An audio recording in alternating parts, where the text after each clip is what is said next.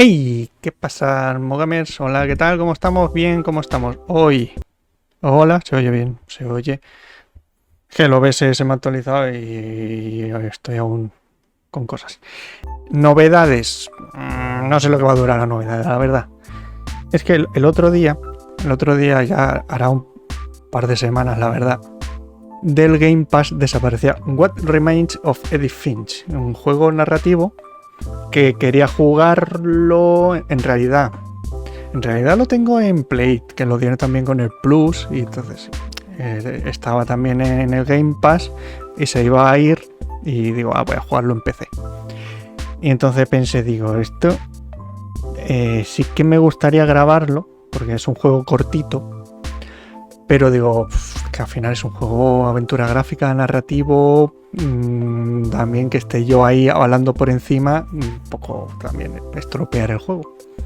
Así que lo que he pensado es una nueva sección en el canal, no sé lo que va a durar, la verdad, o de jugar juegos que estén basados más en la historia, que sean cortos. Bueno, eso no lo tengo muy claro, la verdad. Sé que la condición sea que sean cortos. Pero bueno, una condición es que sean narrativos centrados en historia, no en la jugabilidad. Entonces, lo que tenía pensado era, pues, grabarlos todos sin yo estar hablando ni nada, juego tal cual, pelado, y colgarlo. Y quien lo quiera ver, que lo vea, y que vea la historia, que vea todo el juego y disfrute de la historia, si quiere. Y con esto he empezado, pues con el juego que he comentado antes, What Remains of Edith Finch, que aquí lo que pone en la Wikipedia, no voy a contar nada de la historia, solo de qué se trata. El juego se centra en el personaje Edith Finch, el último de la línea de la familia Finch, que tiene una maldición percibida, la familia, que hace que todos menos un miembro de cada generación muera de maneras inusuales. Edith Finch ha regresado a la casa de su familia en la costa del estado de Washington después de la muerte de su madre para explorar la casa que habían abandonado a toda prisa años antes. Entonces, no voy a meterme más en la historia, pero vamos, va a ser como el juego trata de rememorar las historias de familiares del linaje que han muerto de causas extrañas. Y ya está, es eso solo. Así que nada, a disfrutar del vídeo, o de disfrutar del vídeo del juego. Creo que se me quedó en 48, 2 horas y poco, la verdad. Así que nada, a disfrutarlo, un besito, suscribíos y todo eso, ¿vale?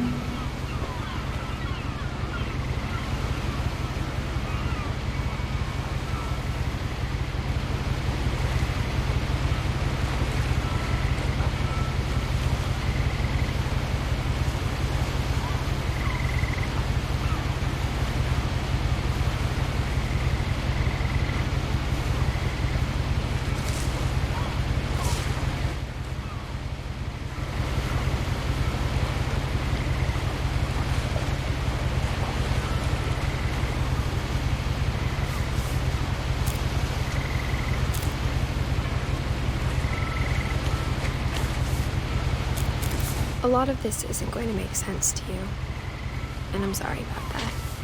I'm just going to start at the beginning, with the house.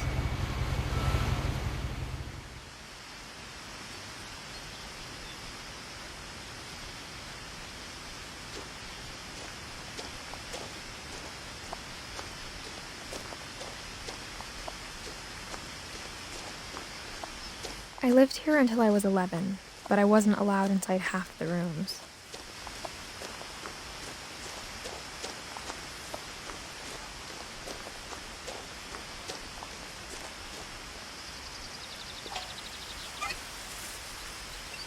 Inside the mailbox were bills from 7 years ago, marked urgent, open immediately.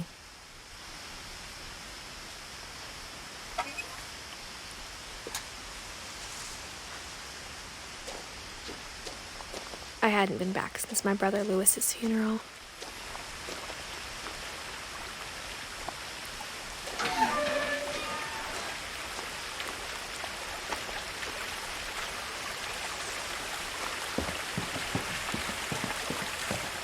In her will, my mother left me a key, but didn't tell me what it unlocked. Maybe she thought I'd know, or she thought that the mystery would be enough to bring me back.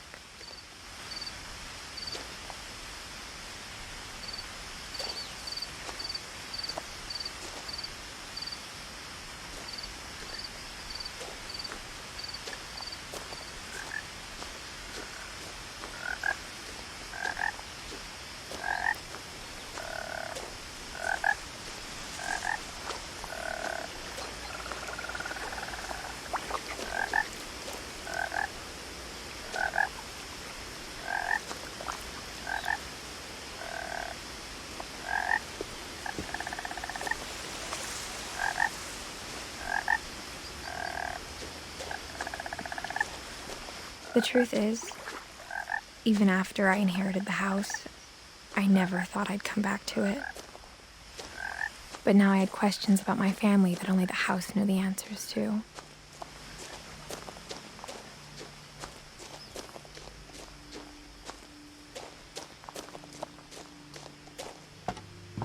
The woods around the house have always been uncomfortably silent, as if they're about to say something but never do.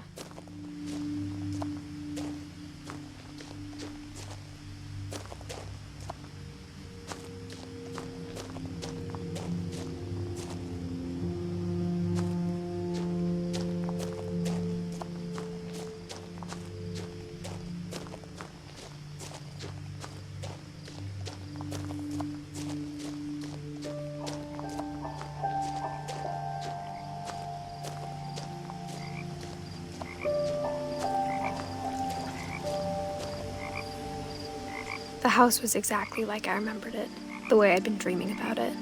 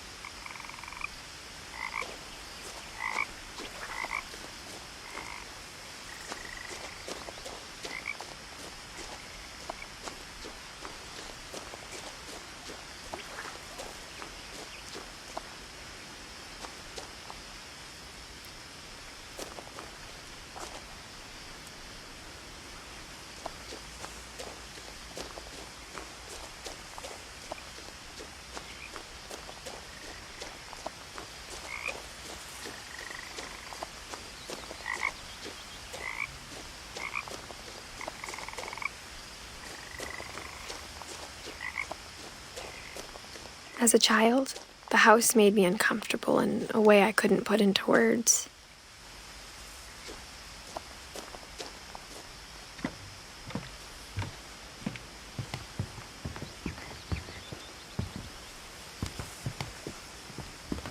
Now, as a 17-year-old, I knew exactly what those words were.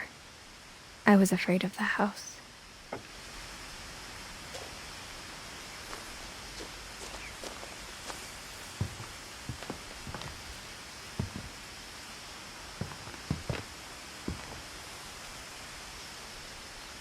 I hoped the key might unlock the front door. It didn't.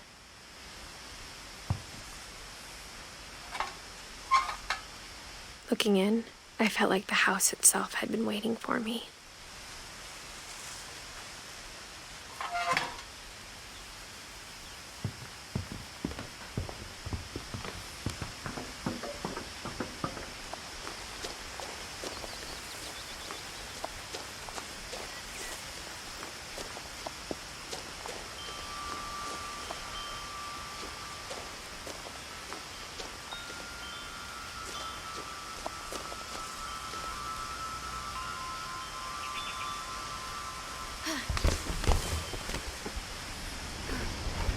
Crawling through the doggy door used to be a lot easier when I was 11.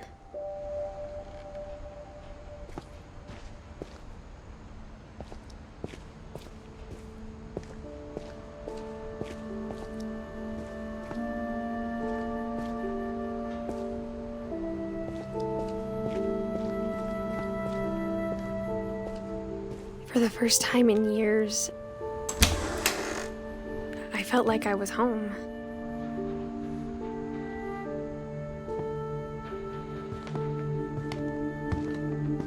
But instead of a family, there were just memories of one.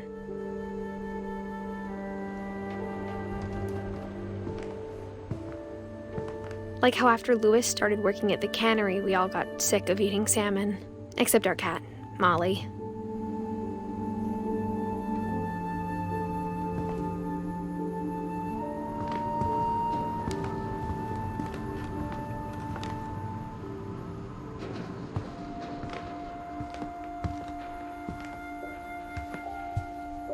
The table was still a wreck from the night we left.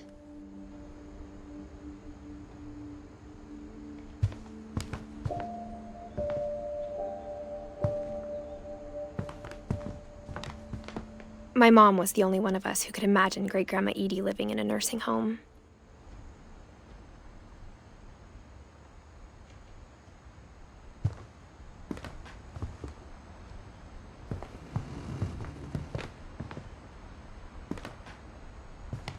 Nothing in the house looked abnormal. There was just too much of it, like a smile with too many teeth.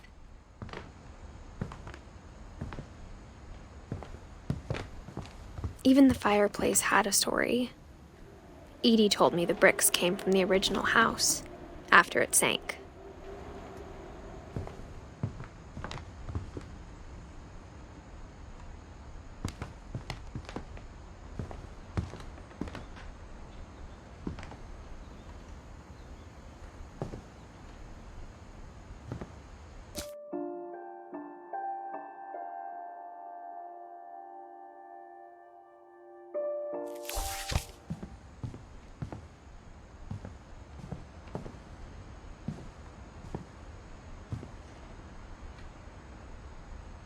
A lot of things got left behind in the whirlwind of that last night.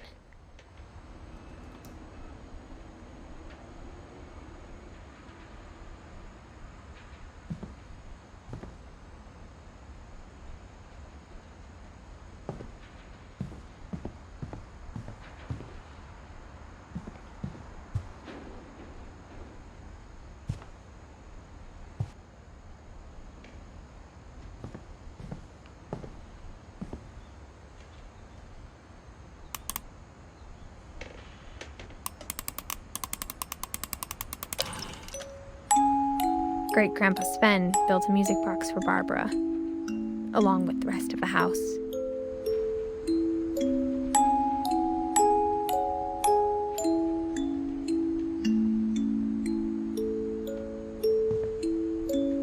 Mom always told me to stay out of the basement, so I wasn't too surprised when the key didn't fit.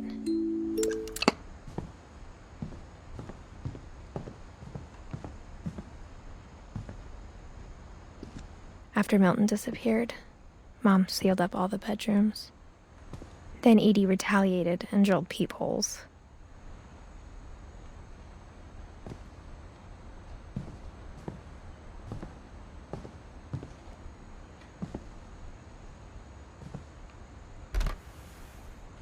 Molly always seemed like a girl I could imagine being friends with, if she hadn't died in 1947.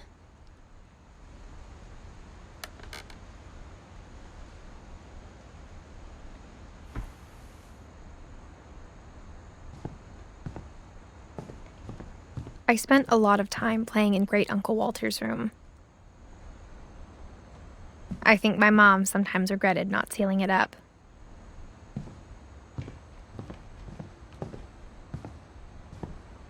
Louis told me there were secret passages, but I never believed him.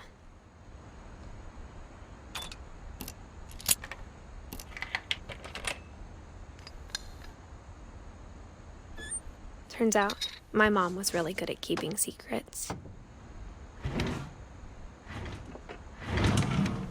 Now it was time to find out what my mom had been afraid of.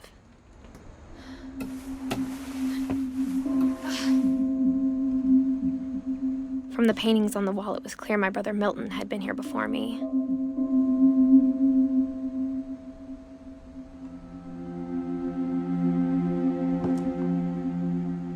Reading this, maybe it sounds like I had a plan.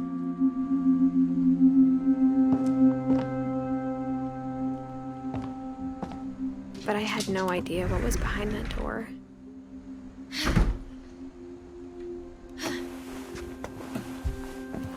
Just like I had no idea where all this was gonna lead.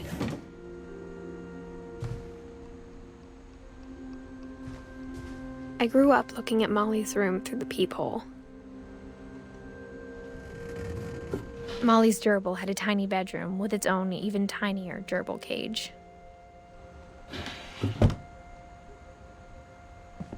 Being inside for the first time, I felt like I'd stepped behind a painting.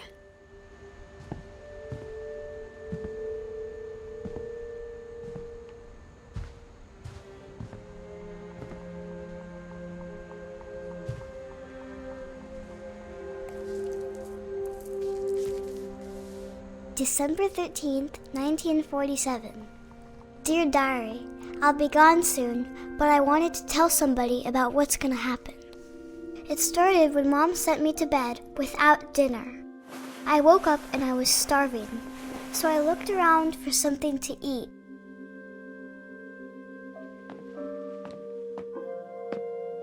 The gerbil food was dry, but I didn't mind it.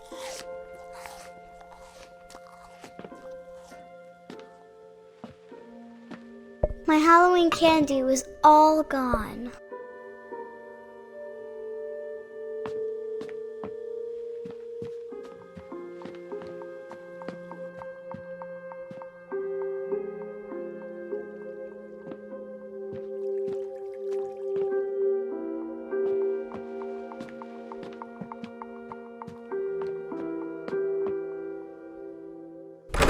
Mom, can I come out now? Sweetheart, it's late. Go to sleep.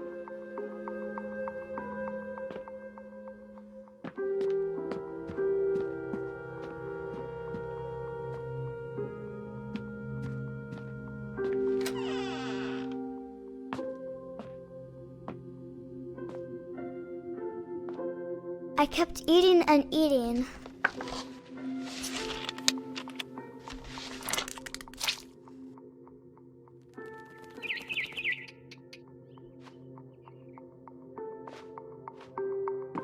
I ate a lot of things that night.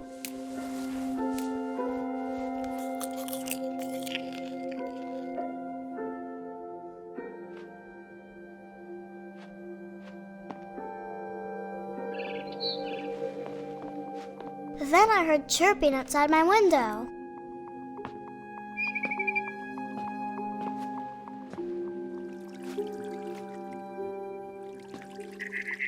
I thought about eating Christopher, but I held back.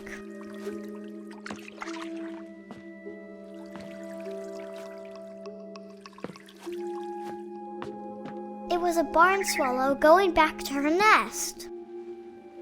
I reached out for her.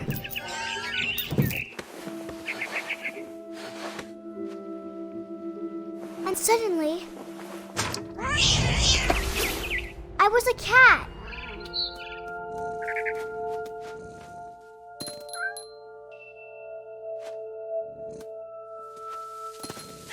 I tried to be quiet, but the bird was really scared.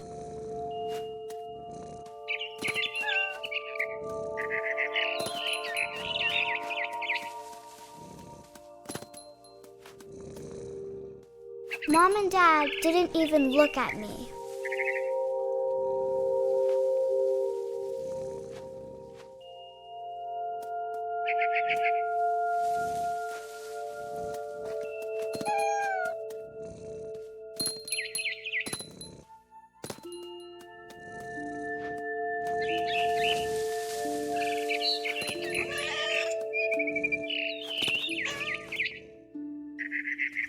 I jumped and I almost got her.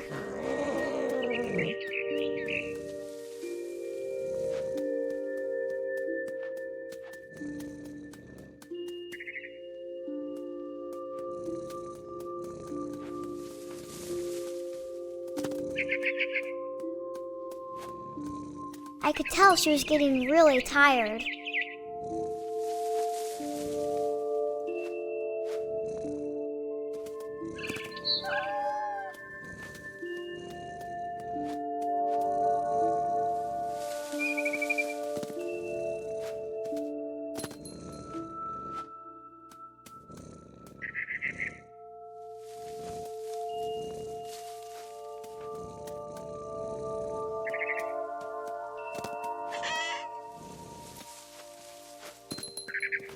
Now I was up in the big tree. I promised Dad I wouldn't climb it anymore. All I cared about was eating that mama bird.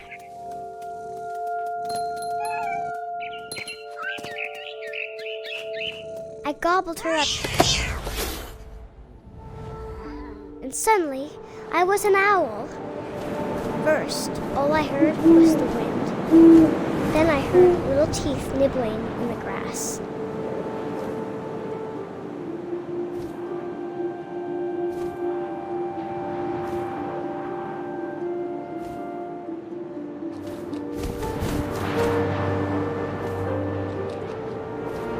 Rabbits.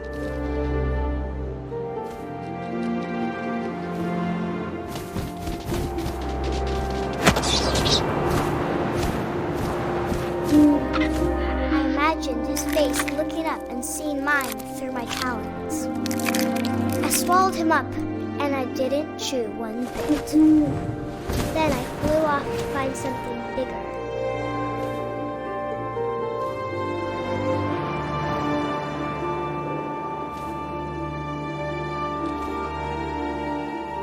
A mama rabbit.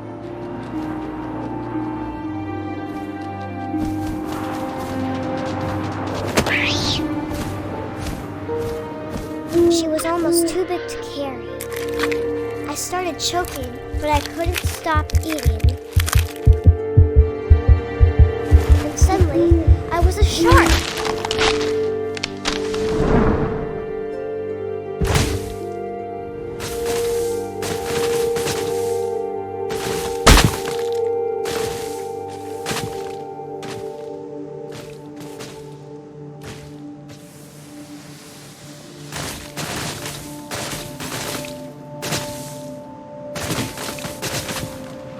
I rolled off a cliff and into the ocean. Now, I was hungrier than ever.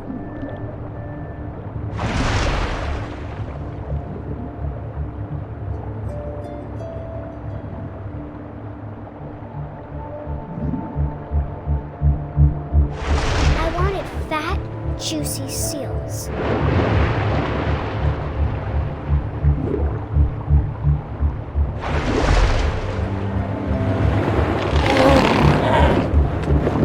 Off her flipper, and it tasted really good.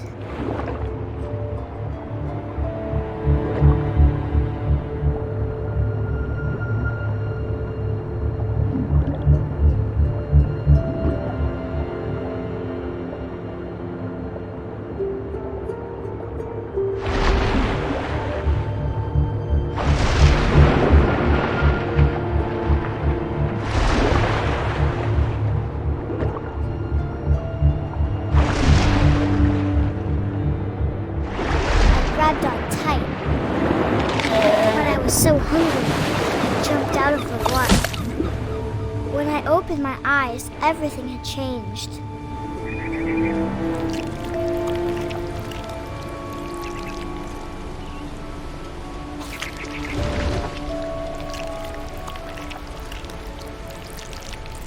Now I was a monster, and I smelled people everywhere.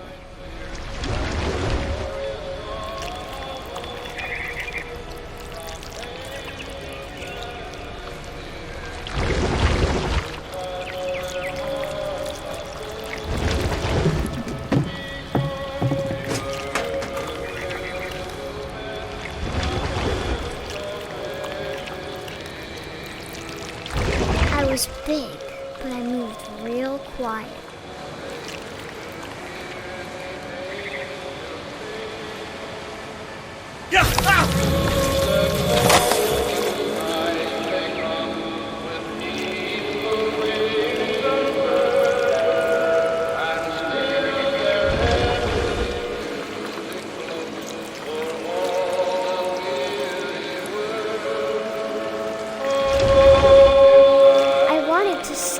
but also I didn't.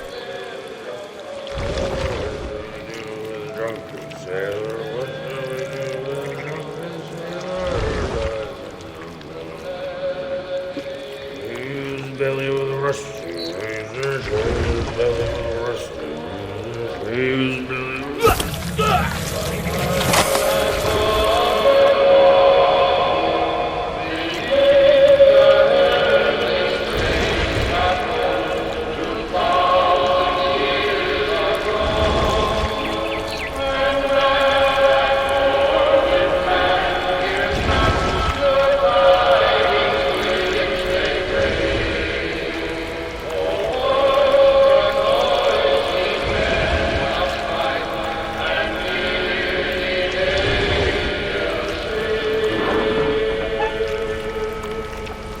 After the last passenger, I was still hungry. And across the water, I smelled something new. Something I had to have, so I swam towards it.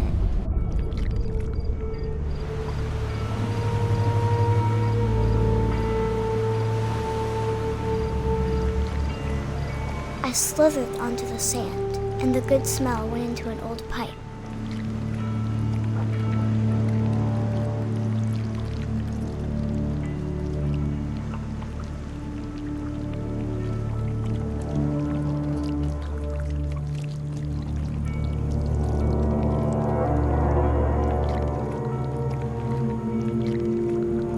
I got closer and closer.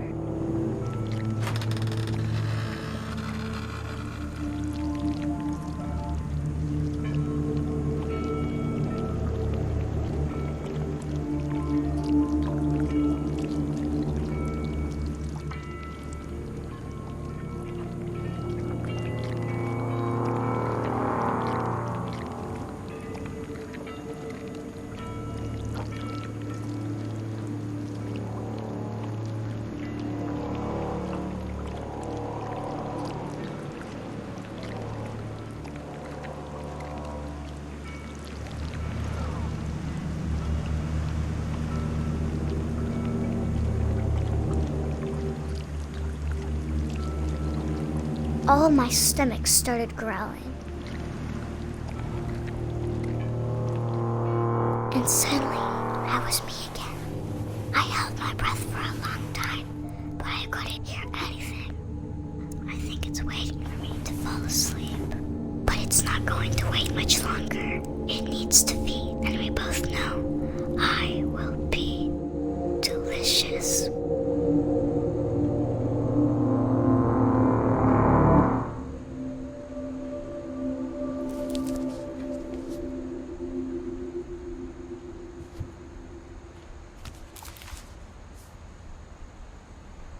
I'm not sure if I believed all of that, but I'm sure Edie would have.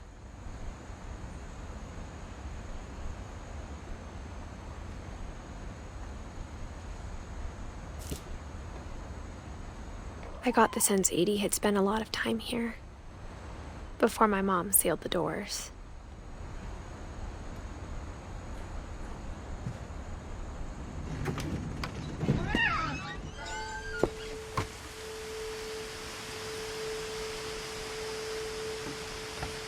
This will be obvious later, but my mom never told me any of these stories. Edie would have, but Mom didn't like bringing up the past.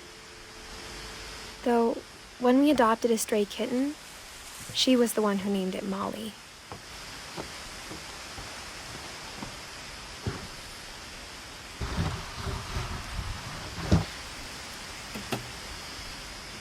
I spent a lot of time in Great-Grandma Edie's room.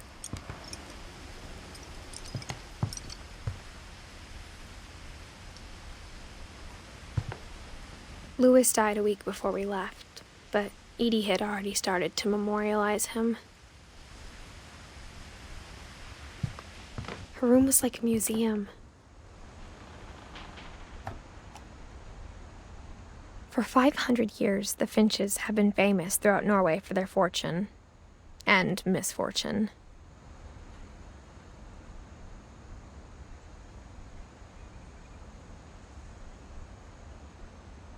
Odin Finch buries the latest victims of the family curse his wife Ingeborg, and their newborn son, Johann.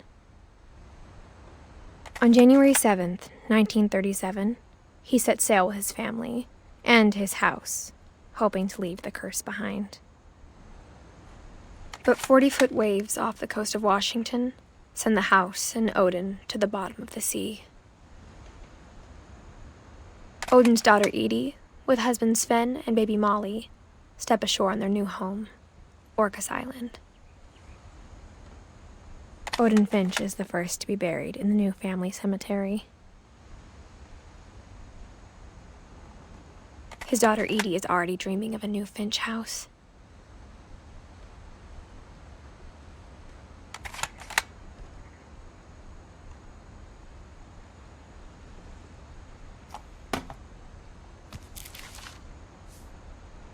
Whatever's wrong with this family, it goes back a long ways.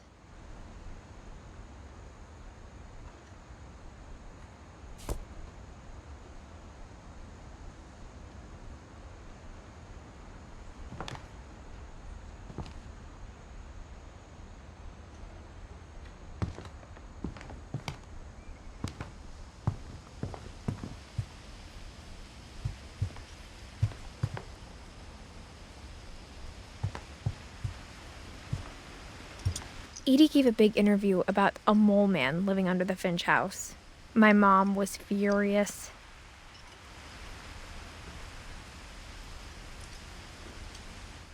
I hadn't thought of myself as Edith Jr. for a long, long time.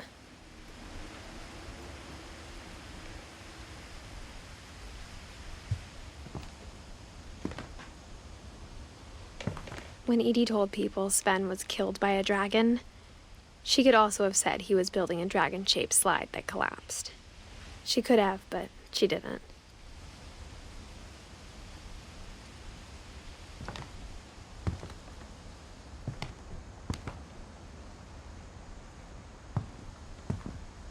Even in her 90s, sometimes Edie seemed a lot younger than my mother.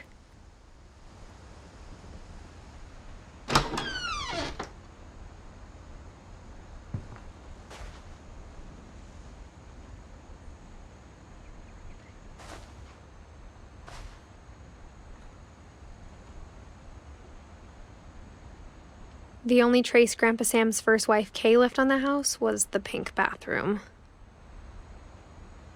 It was a pretty big trace.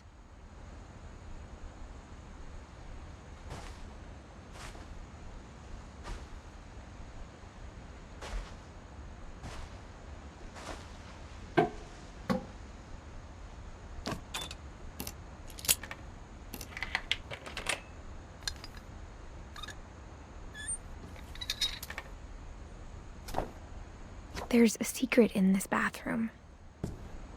It's in the last place you would look.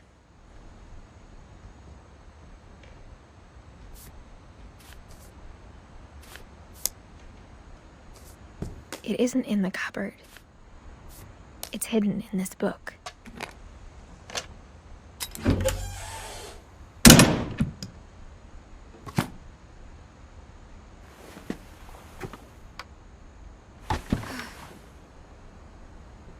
Sven gave Sam an old camera he'd refurbished. He never put it down.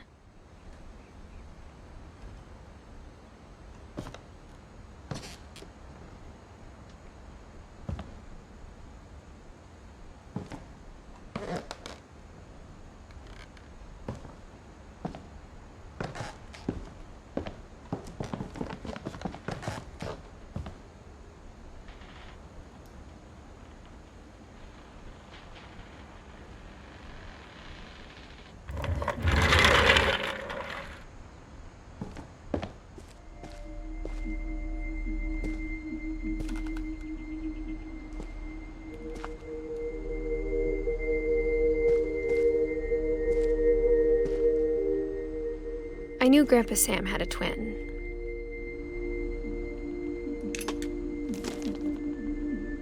And that he never talked about him.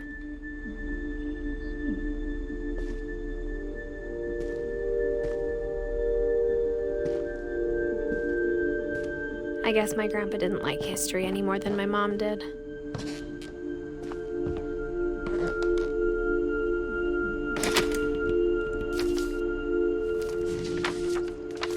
How I Want to Remember My Brother by Sam Finch.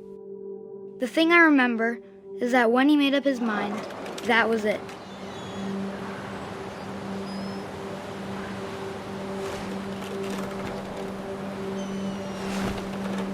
My brother said he'd die before he ate another mushroom, and he did.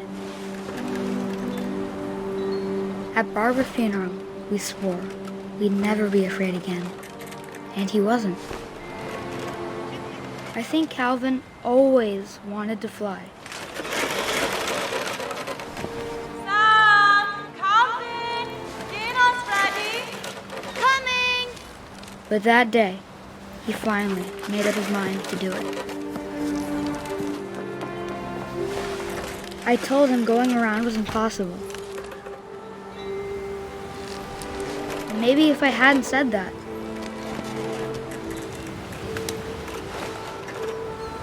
Calvin! I'm not gonna tell you again! maybe if the wind hadn't picked up, then maybe he'd still be here. But I doubt it.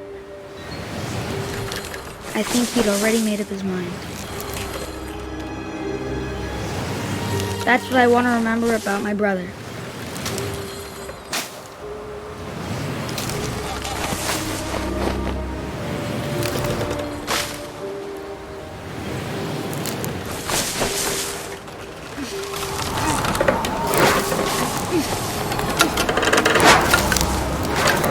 The day he made up his mind to fly, and he did.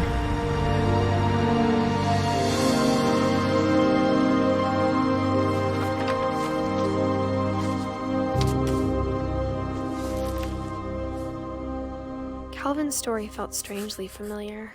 When I was younger, I remember trying to do the exact same thing.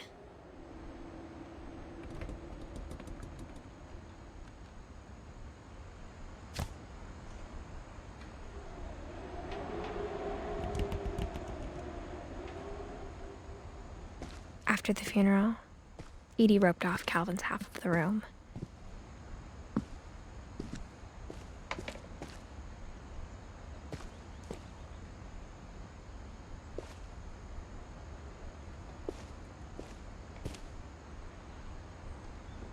Mom said Grandpa Sam enlisted at 18 and never set foot in the room again.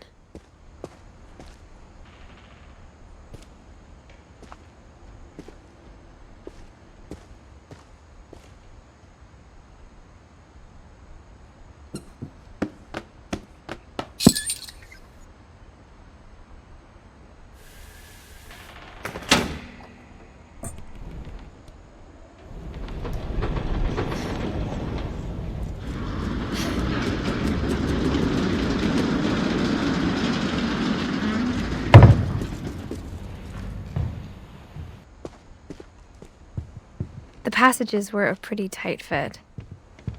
They'd obviously been built for smaller hands and bellies.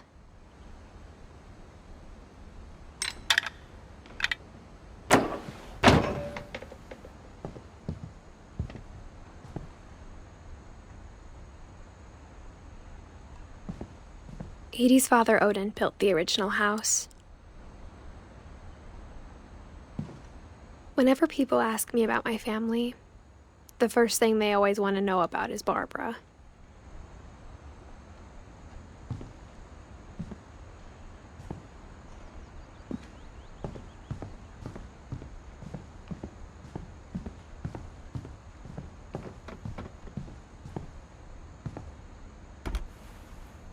My Grandpa Sam spent 7 years sharing a room with his dead brother, Calvin. As a kid, I just assumed every house had peepholes and sealed rooms you weren't allowed inside of.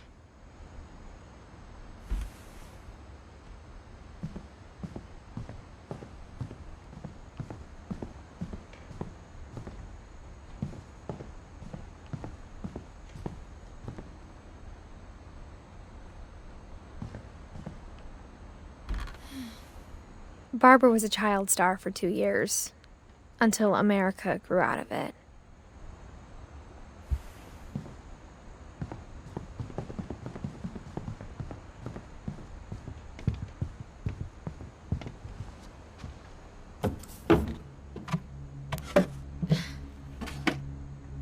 Growing up, I always thought of Barbara as a child star.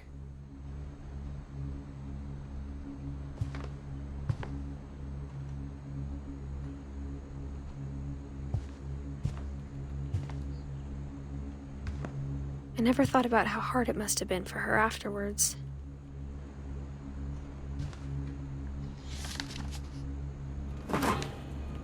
Of all the stories people wrote about Barbara's death, I'm surprised Edie saved this one.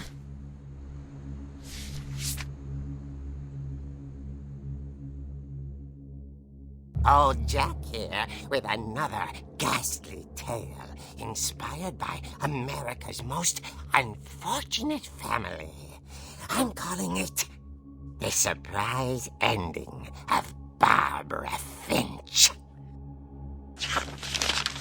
As a child star, Barbara was famous for her scream. Now at 16, she was all washed up. A has-been.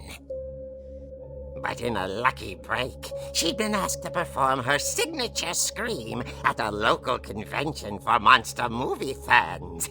It was just the boost her career needed.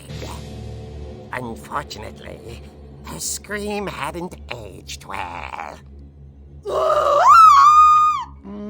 Getting better. I think you just need the right motivation. Her biggest fan and current boyfriend, Rick, was about to demonstrate when... Now that was a great scream. It was Barbara's father, Sven. He'd slipped into a table saw and had to be rushed to the emergency room. So Barbara got stuck babysitting her youngest brother, Walter. Her convention comeback was cancelled. Okay, I'm hearing frustration, but I'm not hearing terror. What if I tried... A gang of hoodlums in Halloween masks have been terrorizing Orcas Island tonight. Police are urging residents to... That came from the basement. You're right! Also, I loved your delivery on that. Why is your basement door locked? Because my dad likes making puzzles and secret passages. There's a key hidden in the music box. The secret is to keep winding and winding until finally the key pops out. Thanks, babe. I'll be back in a sec. 20 minutes later, Rick hadn't returned. So Barbara went to look for him, right on cue. She reached for the music box.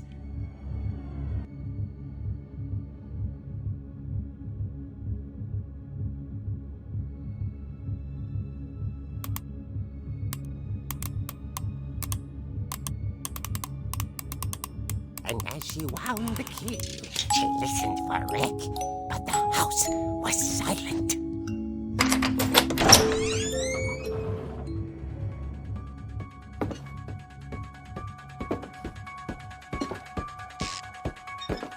She found Rick's crutch and imagined the worst.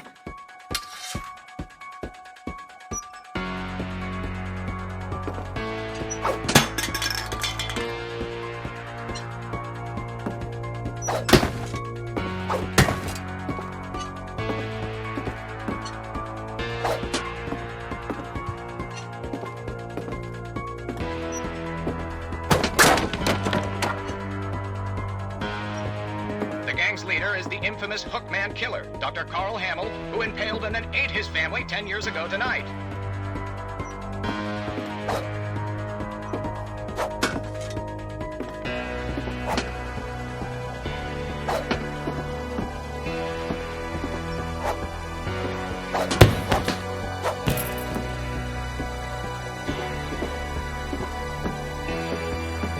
Old Finch rattled and grew still.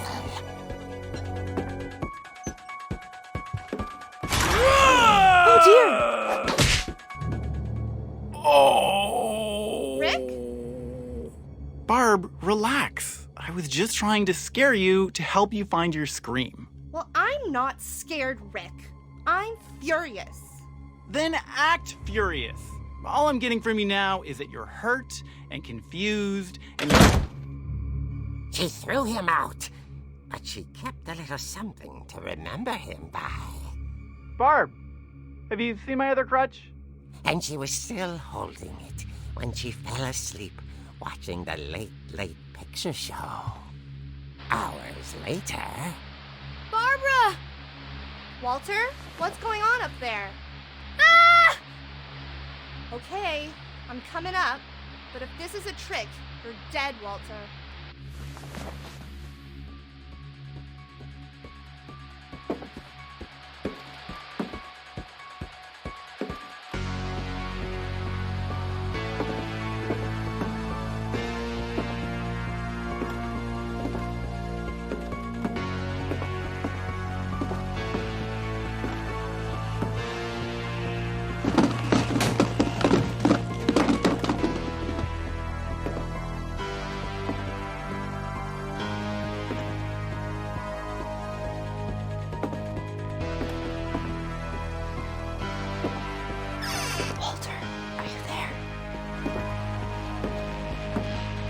Walter had vanished, but his bedside radio was still on.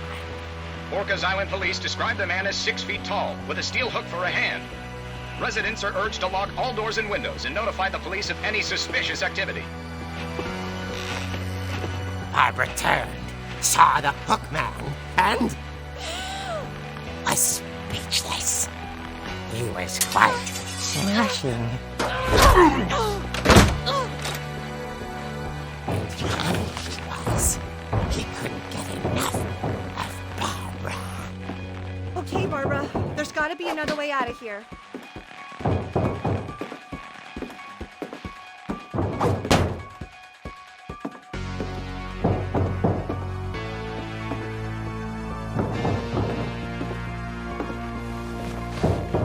That night, she played her part beautifully.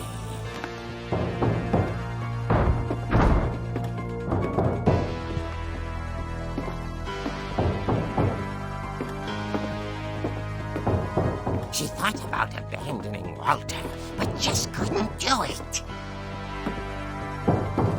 Molly's door hadn't been opened in years.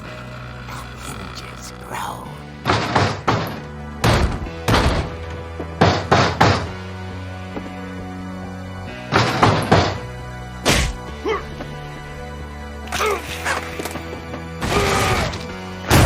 He wasn't moving. But she sensed the story might not be over yet.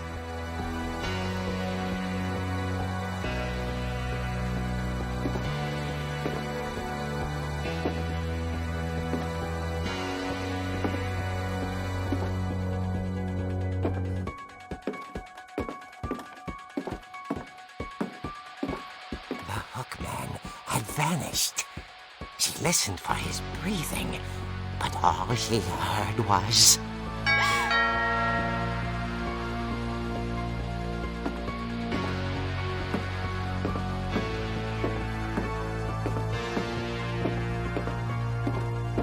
Someone at the door was dying to speak to young Barbara. At the door, she heard whispering. It was coming from inside the house.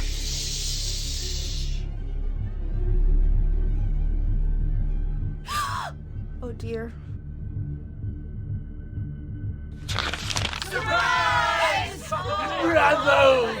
You were wonderful. The monsters had come to surprise her. For Barbara, it was a dream come true. Then she saw what kind of monsters they were, and she realized what was about to happen. She was going to be famous. And with her final breath, Barbara Finch gave the performance of her life.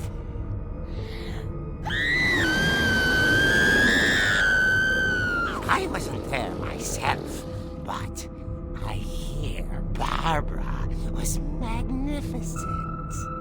Poor girl. She had a taste for stardom. But unfortunately, so did her fans. Of course, the police blamed it all on poor Rick, who disappeared the same night. And little Walter, hiding under his bed the whole time. He took it all pretty hard, but that's another story. As for Barbara, tucked inside the music box was all they ever found of her. Her ear. Now that's what I call a real eerie tale.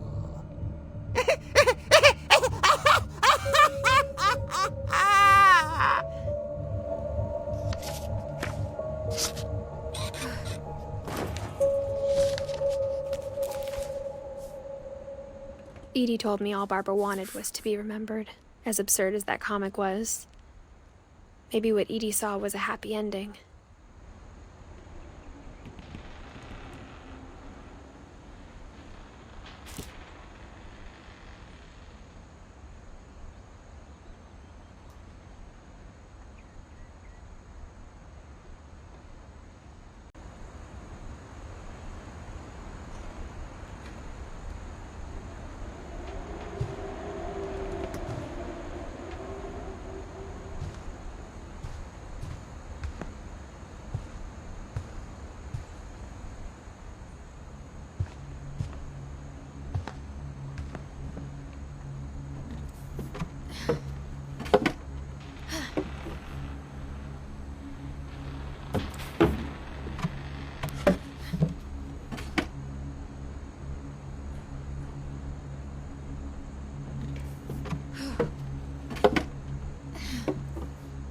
I guess now I know why Mom didn't like me playing with the music box.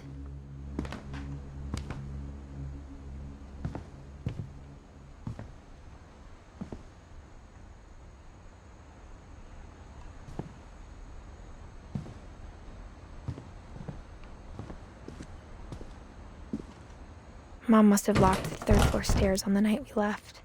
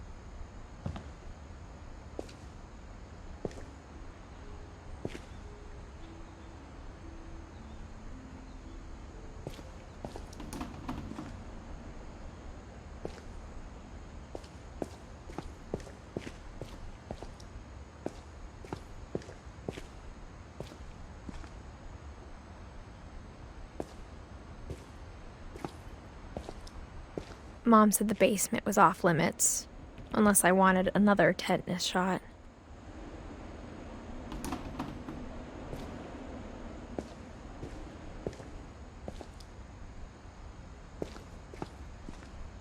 I saw Edie sneak down to the basement once, carrying packages.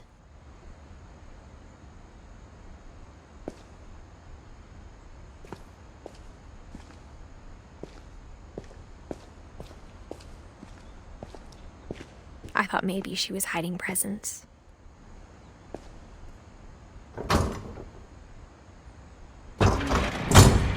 It turned out she was hiding a lot more than that.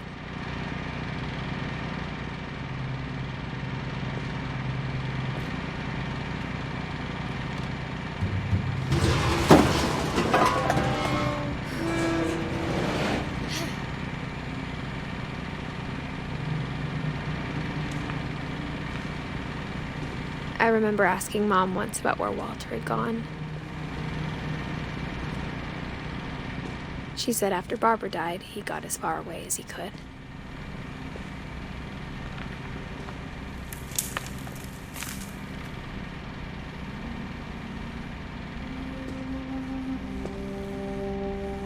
If there's a pattern in all these stories,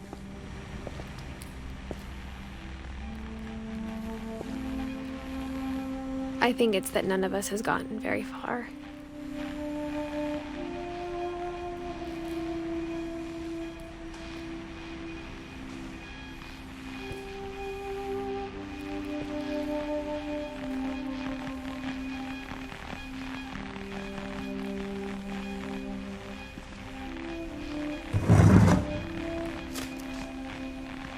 Goodbye, everyone. I can't believe I've been down here for 30 years. On that first day, after the shaking started, I didn't think I'd survive a week.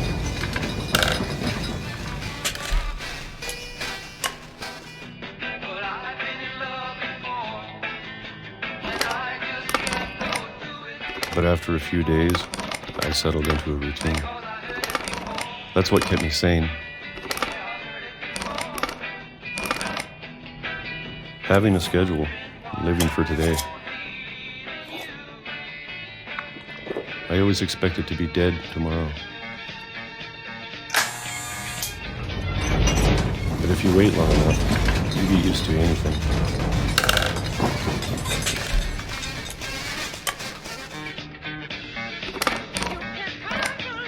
Even a monster on the other side of a door starts to feel normal. Almost friendly.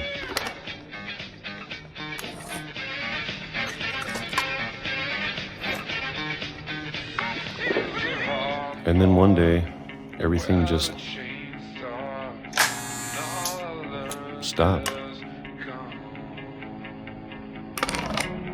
Whatever that thing was, it was gone.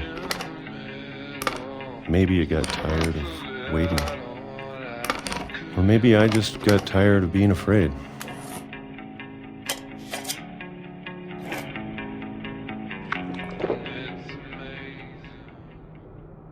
It's been a week now, the longest in 30 years. I'm done waiting. I have to leave while I still can.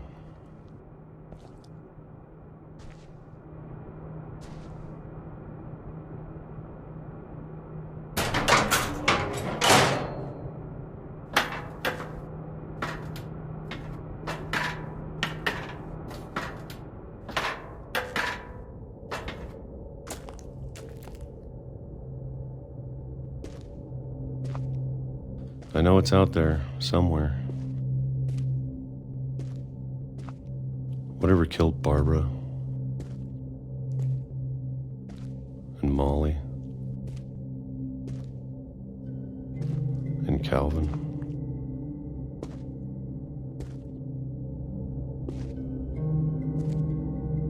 Maybe this is all a mistake. But I need to stop living the same day, even if it kills me.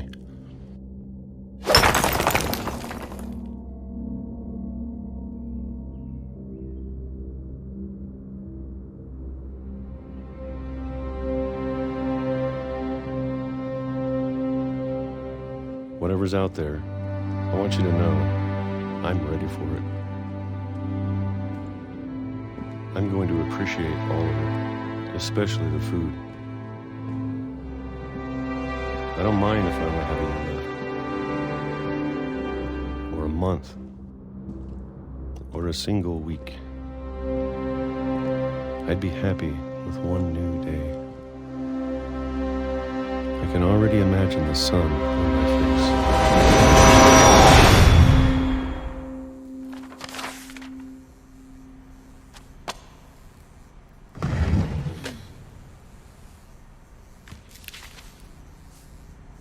Walter died when I was 6. I can't believe my mom never told me he was down here.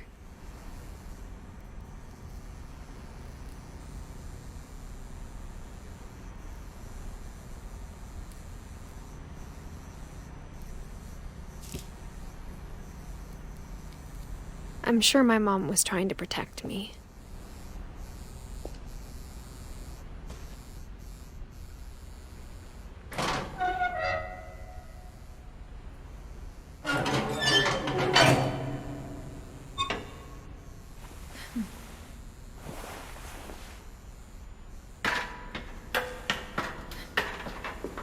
Maybe she was afraid I'd end up like Walter.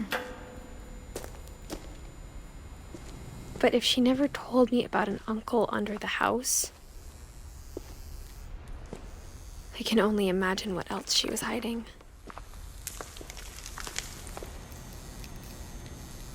I don't want to make the same mistakes she made.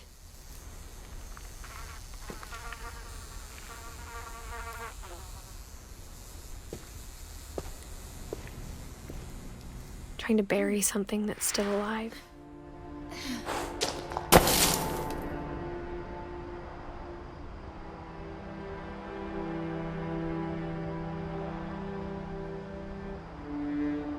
Now that there's only one of us left, or maybe two, I thought it was time I heard the stories for myself and found out what happened to everyone else. But now I'm worried the stories themselves might be the problem. Maybe we believed so much in a family curse, we made it real.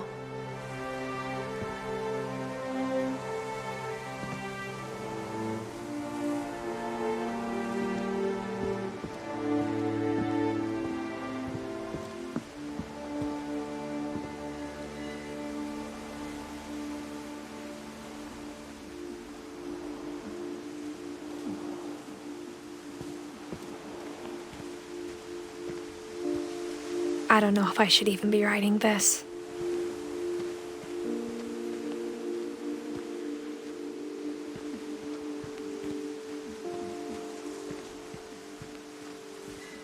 Maybe it'd be better if all this just died with me.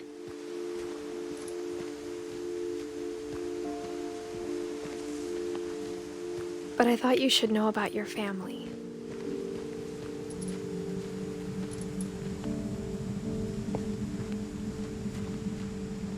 And the history you're a part of.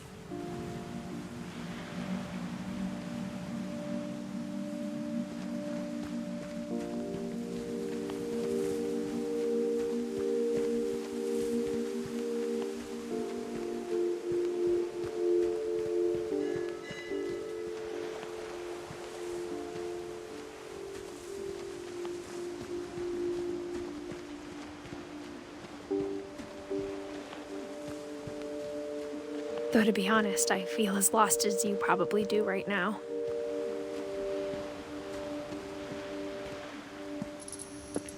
I think the people in these stories believed them, for what that's worth.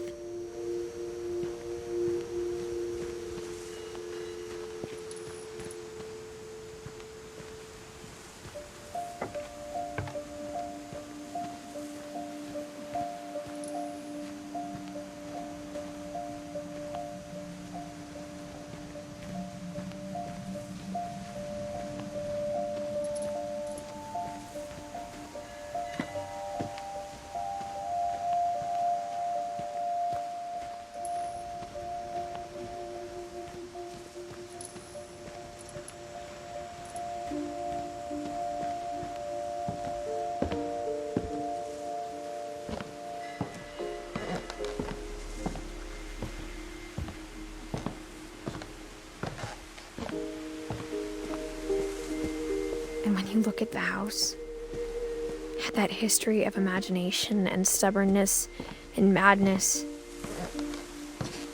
any of it seems possible.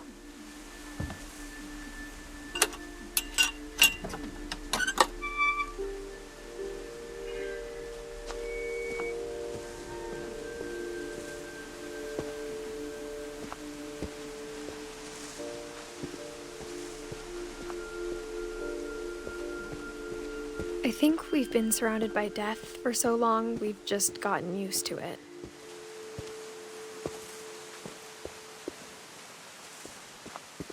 What kind of family finishes building a cemetery before starting the house?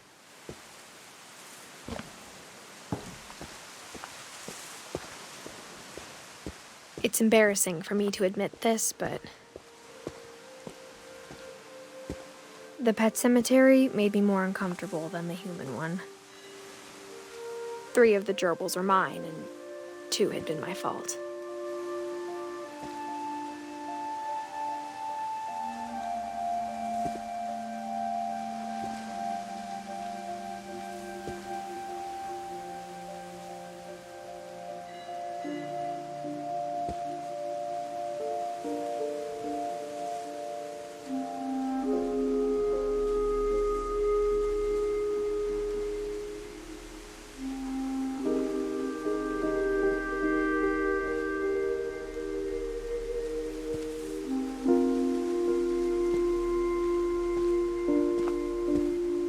Sven built the house, but it was Edie who designed the cemetery.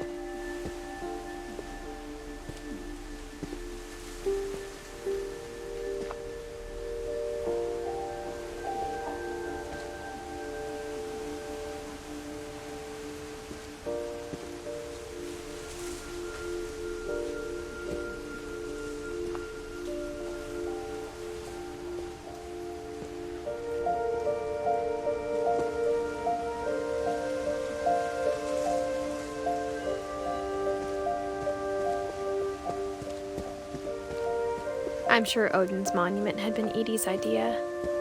My mom was always trying to move on, but for Edie, the past never went away.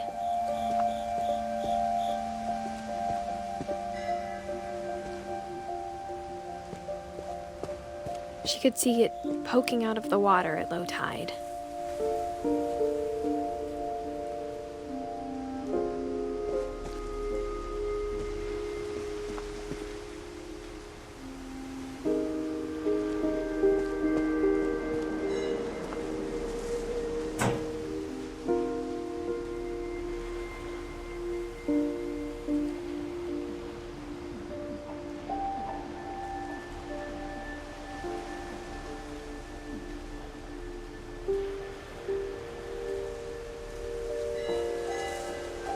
Edie said she dreamed about the old house every night.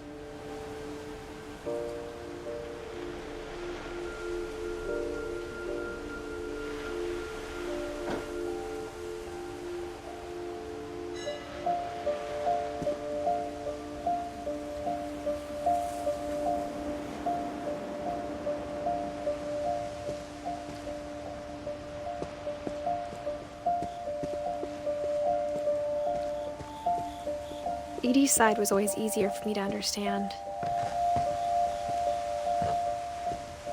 But the older I get, the more I can see where my mom was coming from. Her dad had been pretty strict, but it wasn't enough to save her brothers. She was just trying to do better.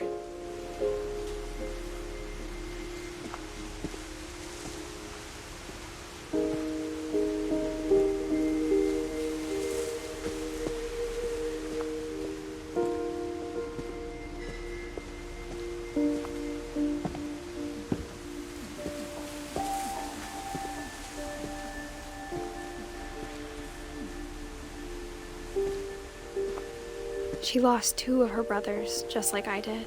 I get why she tried so hard to protect us.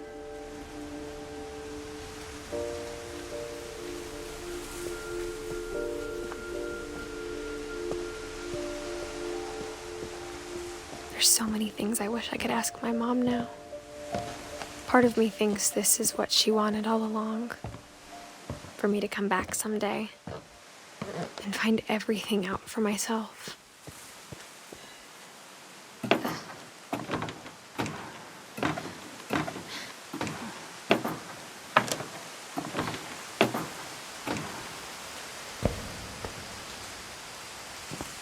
But looking back on it now, if she told me there was going to be so much climbing, I never would have come when I was 22 weeks pregnant.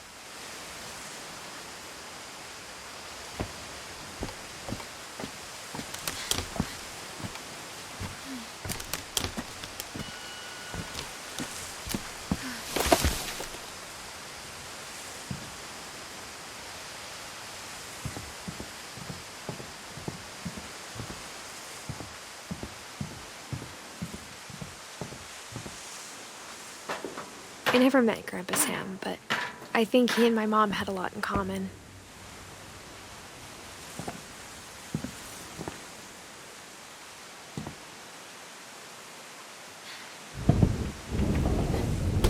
They were both pretty intense.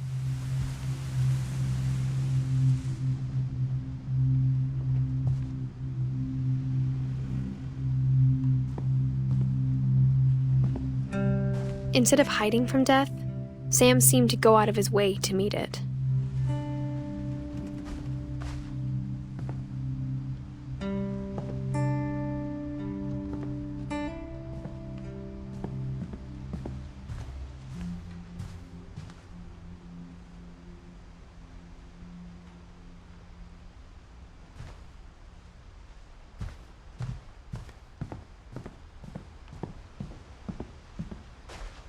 Sam spent his life shooting photos, but Mom said he got nervous being in front of the camera.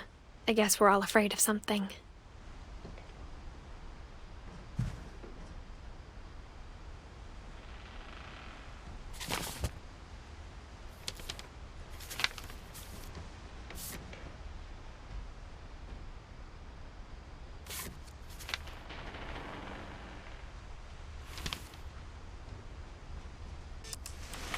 Dawn, I promise, you'll never forget this weekend. Yes, sir. These memories are gonna last a lifetime. Hmm? Am I gonna have to shoot anything? It's a hunting trip, Dawn. Shooting is strongly encouraged. What? Perfect. It's gonna rain the whole weekend, isn't it?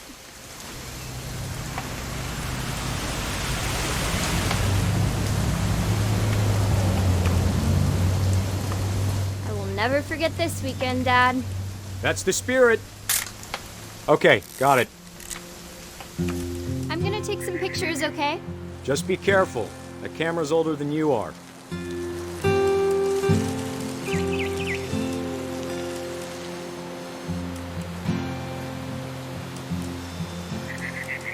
You're right, Dad. It's starting to clear up. Still freezing, though.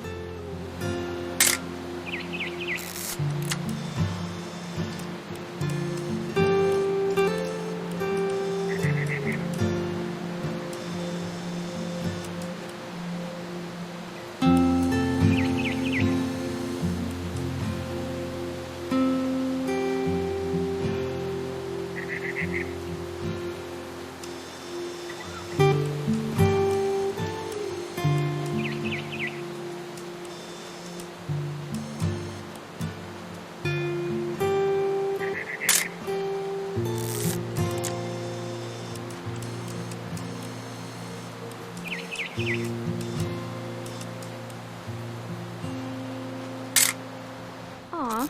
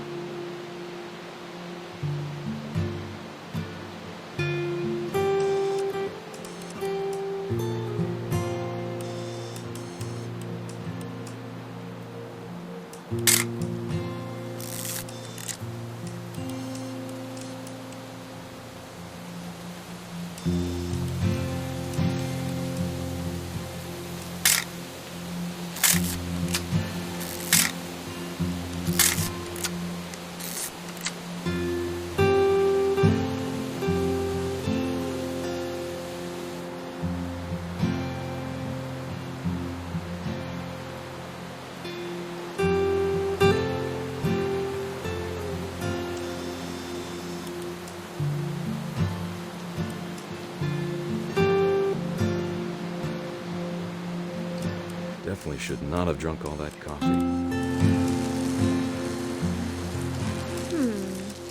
Hold still while I take a picture of you. I definitely won't be moving. Are you done yet? Does it sound like I'm done? Nothing quite like being outside. Hey! That's a keeper. Oop. A little more gas in the tank, I guess. I'm just saying, I'm not always gonna be here, Don. You'll need to remember this stuff if you want to survive. I'll be fine, Dad. You know who else thought he was gonna be fine? Some guy who died. Don, I'm being serious. I know, Dad. You're always serious.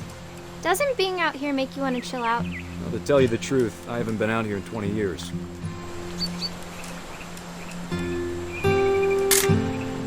Don, don't you think you could find something more interesting to photograph? Last time I was with my brother Calvin. Man, that was a great trip.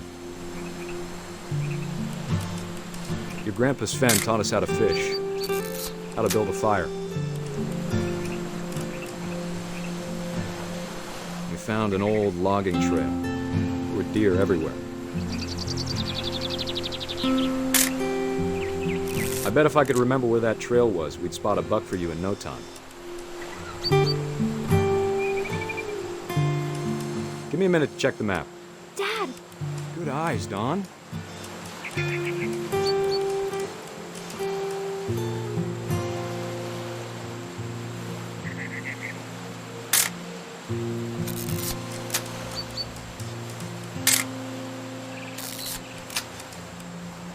Before you take the shot, let me get a picture of you.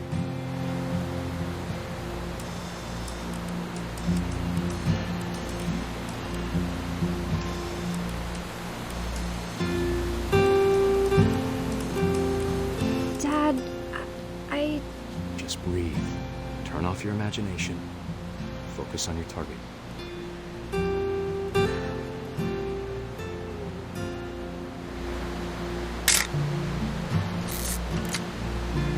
Let me get behind you. Do I have to do this? Dawn, you don't have to do anything. But if you want to survive, you'll need to be strong.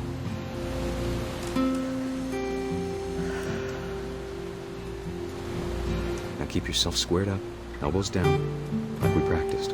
Whenever you're ready.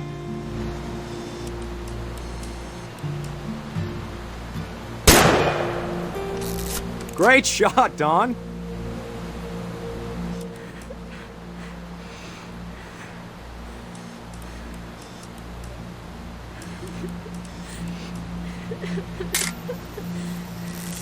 I'm proud of you, Dawn. Always remember that, okay?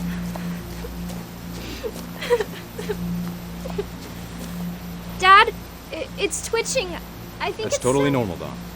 Just focus on the camera. Try not to think about— Dad!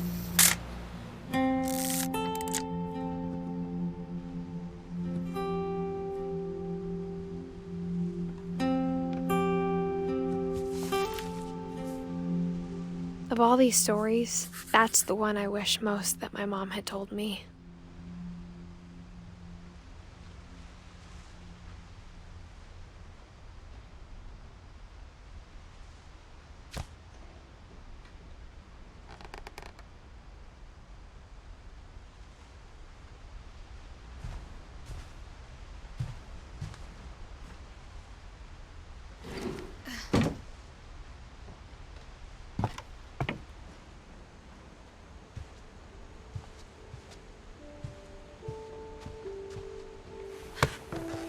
After Sam died, my mom and Edie got really close. They'd both lost a lot.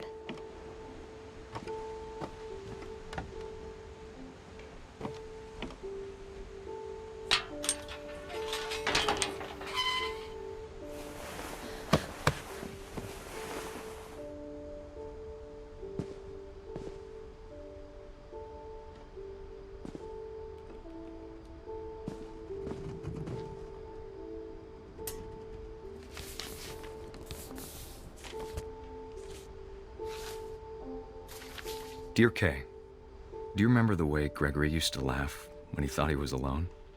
Like something funny was happening, but only he could see it.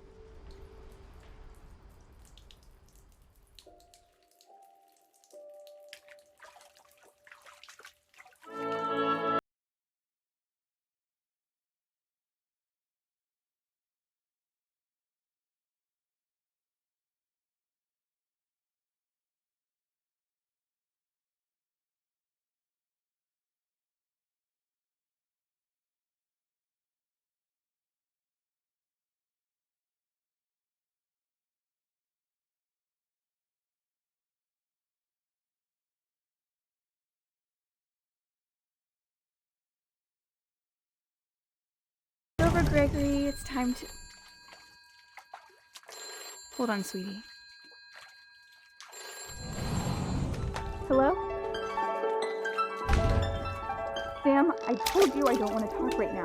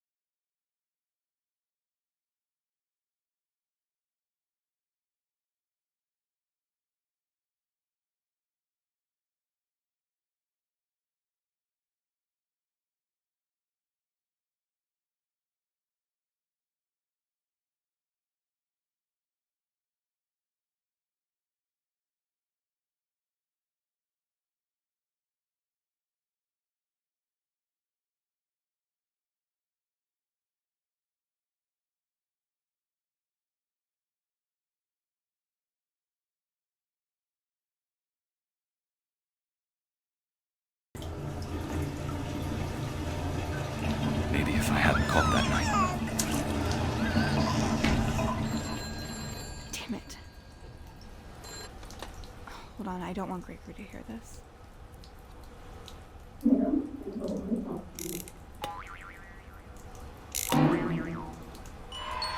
I wish she could have told me.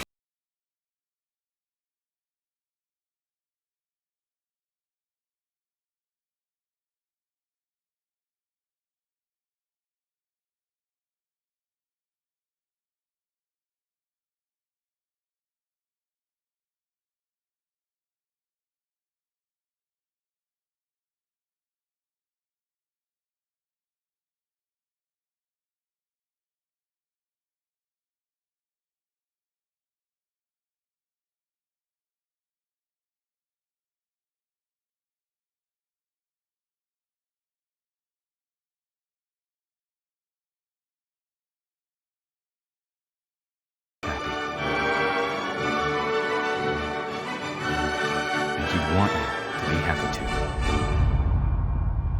Good luck, Kay. Love, Sam.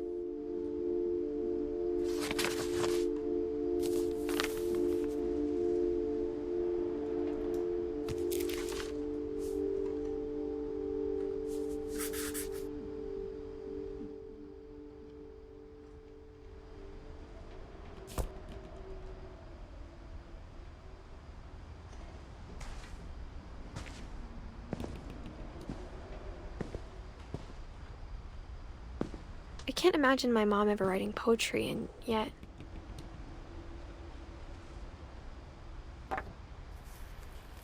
A poem for Gus, who always said the wedding was a bad idea.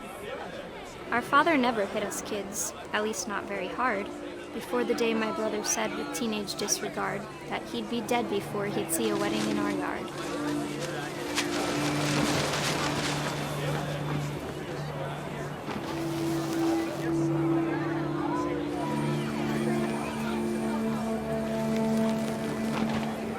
My father made him come, of course, but Gus stood far apart, just flew his kite and bottled up the storm inside his heart.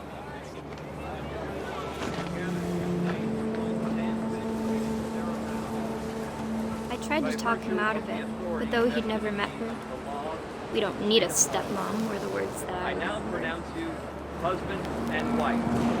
You may kiss the bride.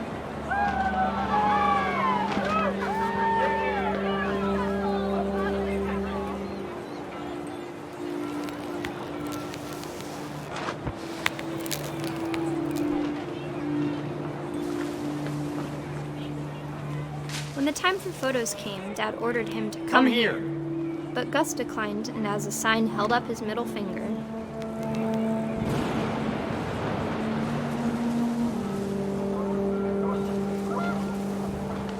The wind picked up, and panicked geese appeared and quickly went.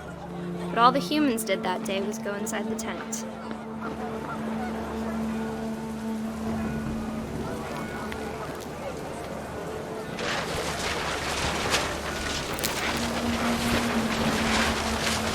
Rain came down in buckets then, but no one seemed afraid that nature might destroy the tent our dad had crudely made.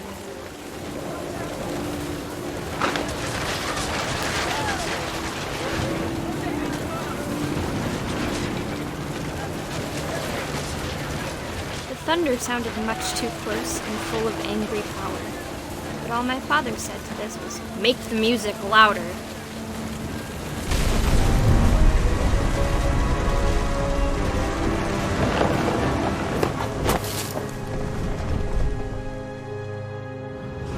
I wish that I could truly say I thought about you on that day. Out there on the beach alone, just you, the wind, the sea, and foam. But I didn't, until we found you.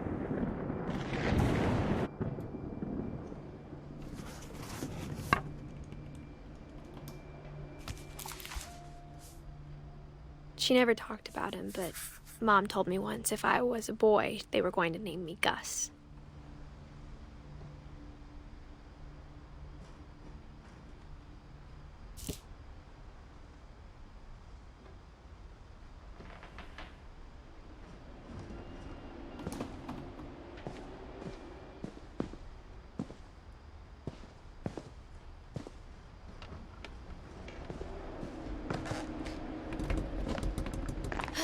My mom moved up to the loft after her brothers died. At the time, it was as far away as she could get.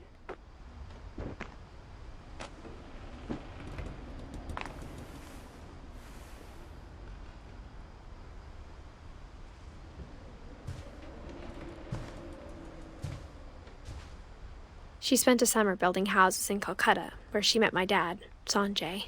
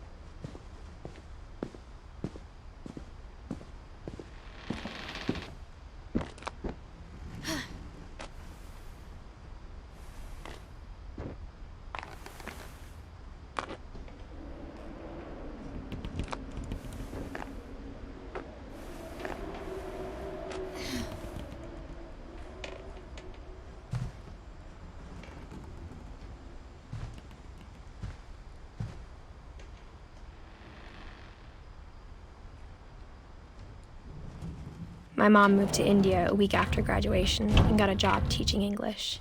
Louis was born a year later.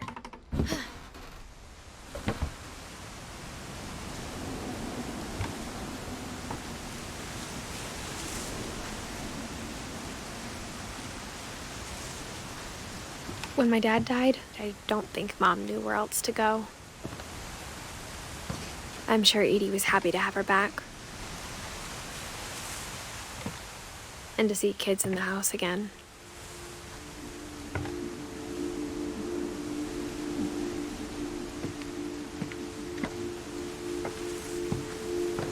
The house had to get a little bigger, but Edie was used to that.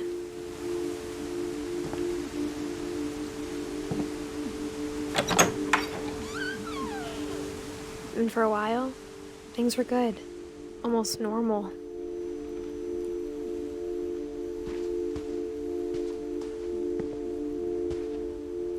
But it didn't last.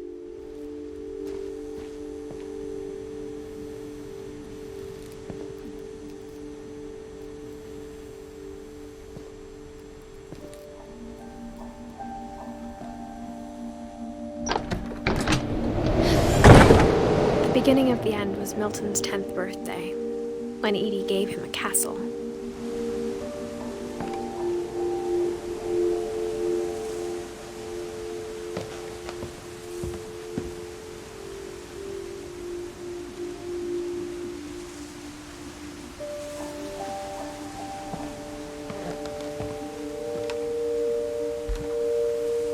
After Milton disappeared, the only thing he left behind was a room full of paintings.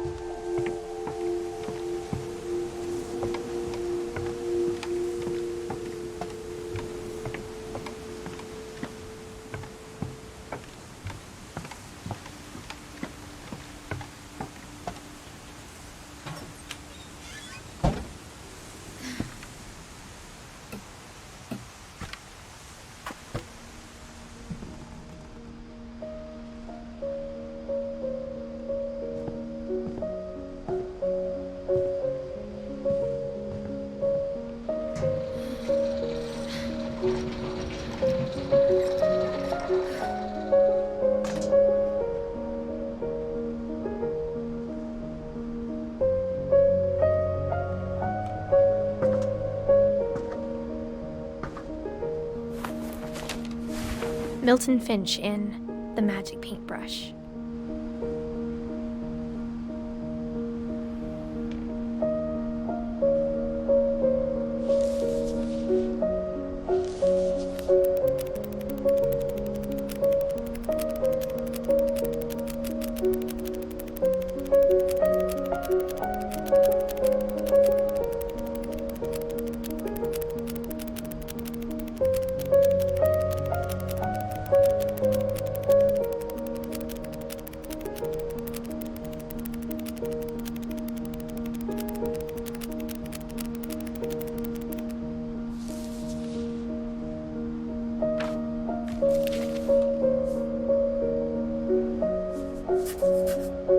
I was 4 when Milton disappeared.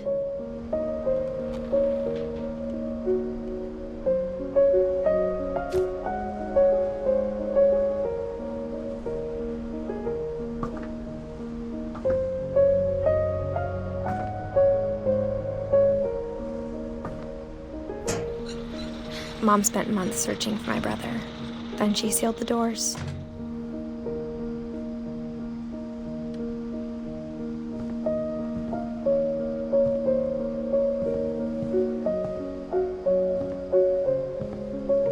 Whatever Milton had found in the house, Mom didn't want it getting out.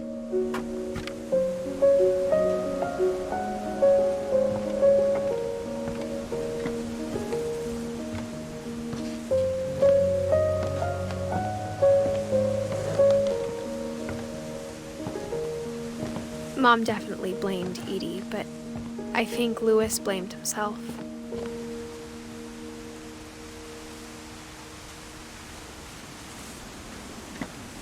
After he graduated, he just spent more and more time in his room, until Mom got him a job at the cannery.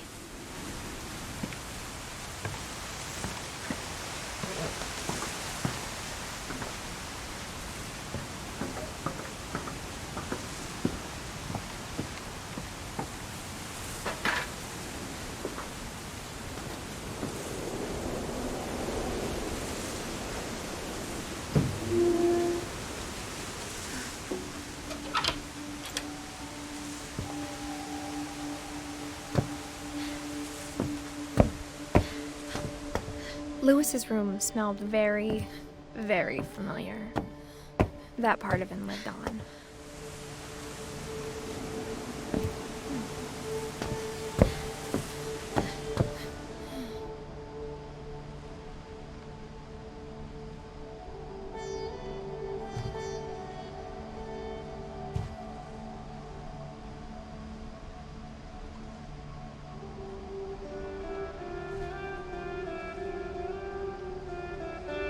Lewis and I spent a lot of time playing games together, but he was surprisingly bad at them. He died a lot.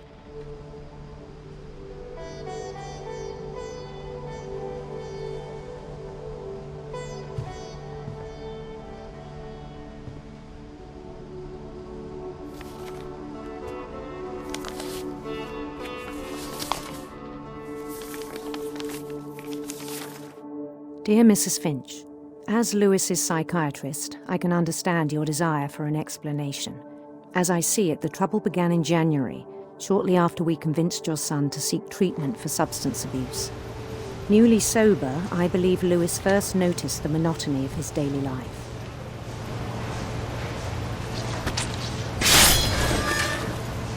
He kept working at the cannery, but he withdrew part of himself. In our sessions, I saw the same behavior.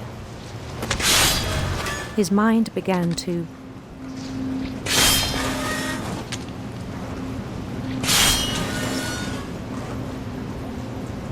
wander.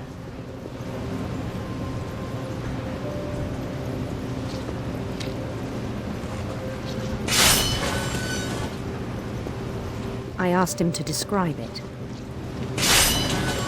He said he started small, imagining a labyrinth.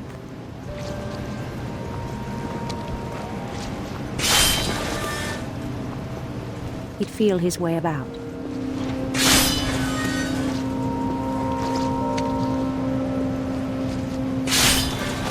Then something moved. Bats and toads.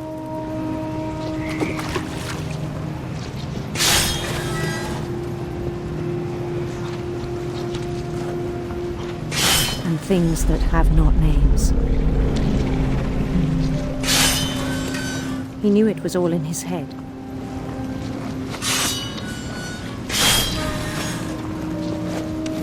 But he took it very seriously. I had hoped he'd find himself.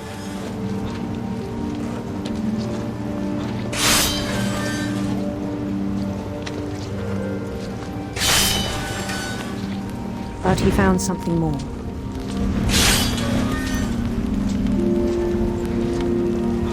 I worried about him then, daydreaming at the cannery. I spoke with his boss. But he said Lewis had become a model employee. Methodical, tireless, focused.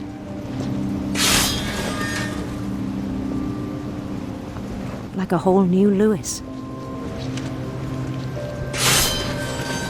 So I let him go on.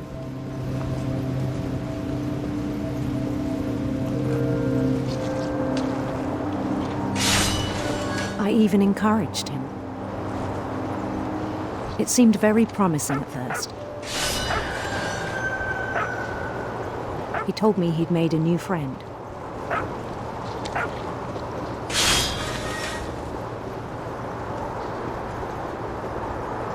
On the edge of a city he named Lewis Topia.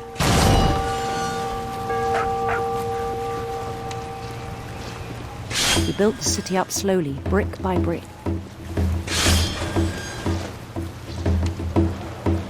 Then he made musicians.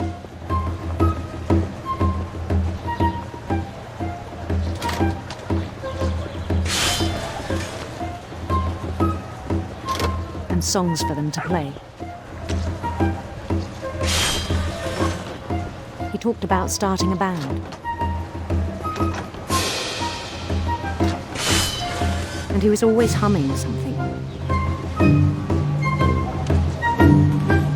Every day his imagination grew stronger.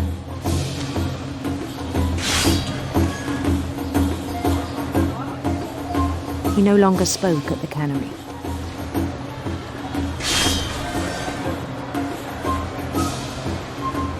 But his chopping was as reliable as ever. Then one day it struck him that all the cheering crowds, even the stones under his feet, were all in his imagination, so he could do whatever he wished.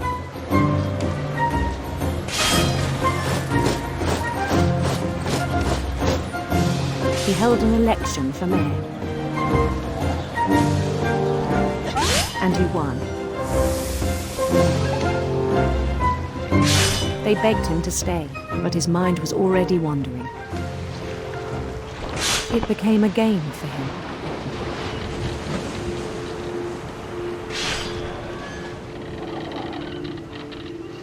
He'd conquer a city, then immediately push on. New Louisville.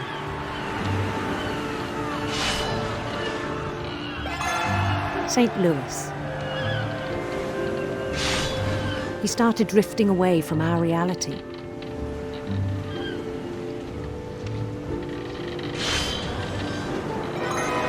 Minneapolis, until one day he forgot to go home from the cannery. Even as his mother pleaded with him, part of Louis kept sailing on.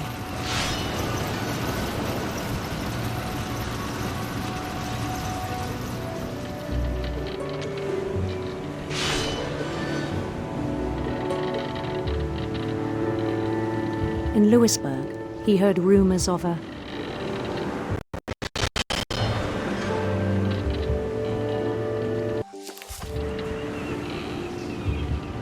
handsome queen.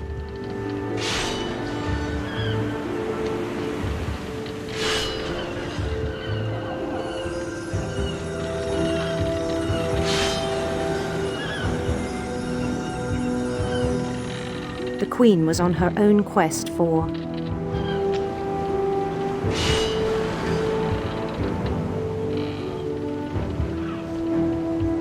radiant rainbows.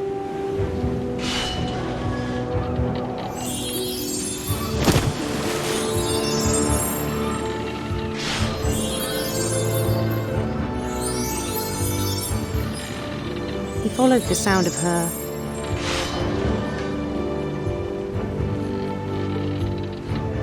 electric sitar.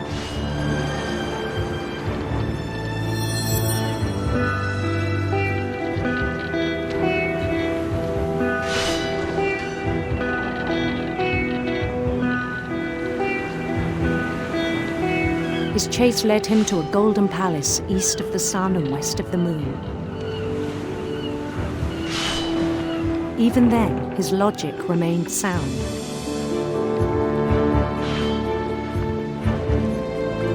He knew the world was all in his imagination.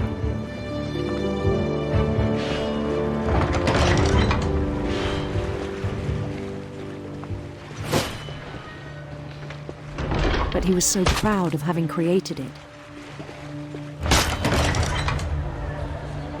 In his own eyes, he'd become something greater than a king.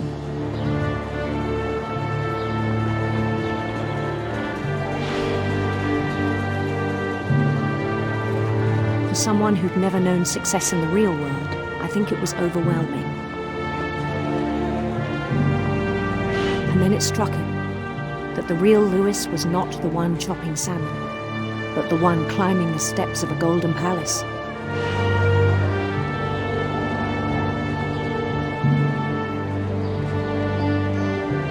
My imagination is as real as my body, he told me.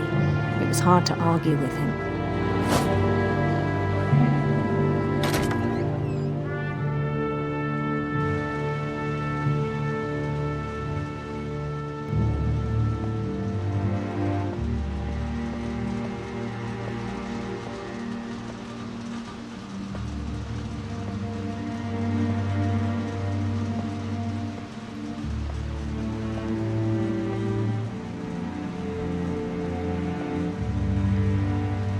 Began to forget the world we know.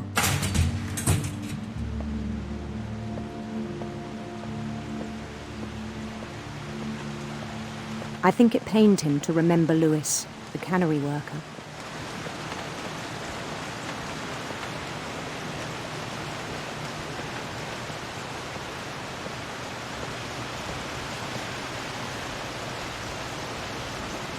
He began to despise the man with a royal contempt.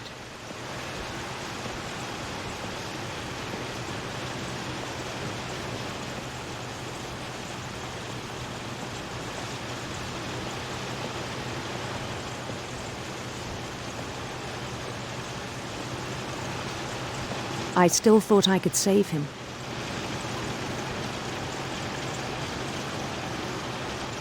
Even after he said he was being crowned king over all the lands of wonder.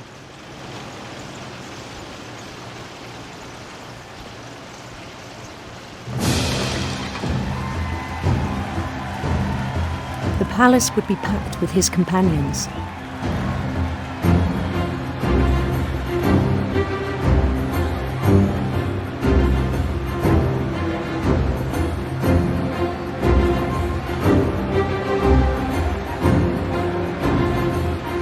Including the wise Calico who insisted on inviting me.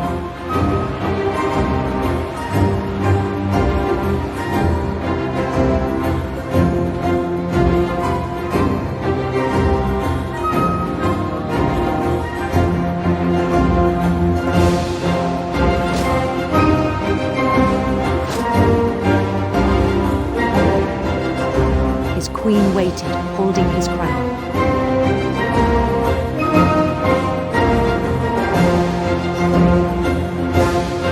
There was only one thing left to do.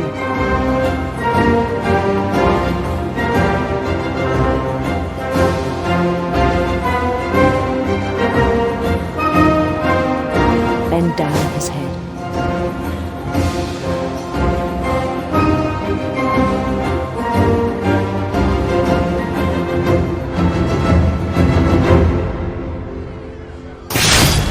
And the rest I think you know. Mrs. Finch, your son was a kind man who will be missed by all of us who knew him.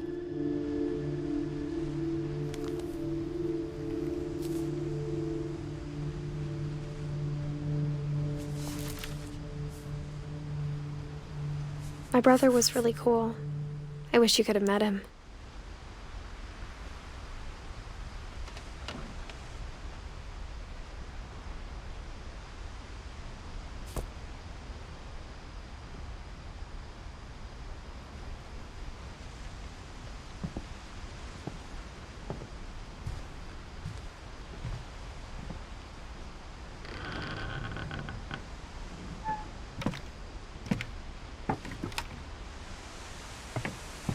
On the way back from Lewis's funeral, my mom told me to start packing. She waited until the day before we left to tell Edie.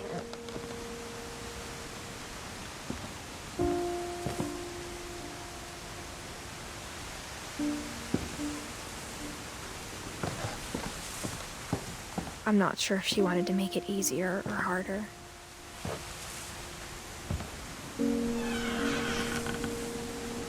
I wish we'd stayed.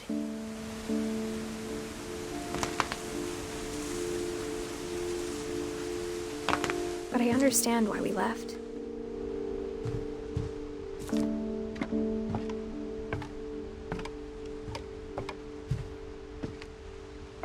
My mom ended up leaving everything behind.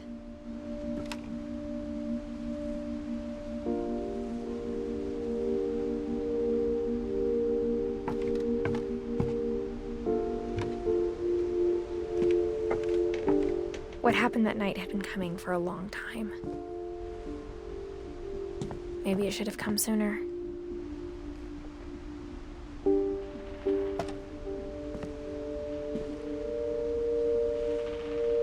But it had to end one way or another.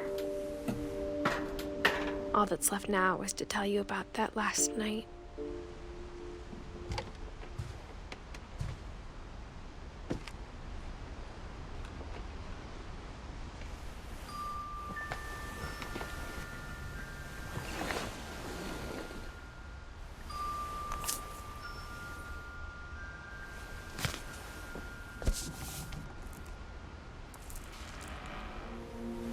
That whole last day, Edie just watched us pack and didn't say a word. Until supper, when she raised her glass and said, "To our final night together, and all our final nights apart." Grandma, you know what I said about alcohol. Some of your medications are very Edith, specific. I left a present for you in the hallway. Why don't you go open it? The grown-ups have to argue now. I'm sorry, you're right. We're all leaving tomorrow. Let's just enjoy our last... I'm not leaving.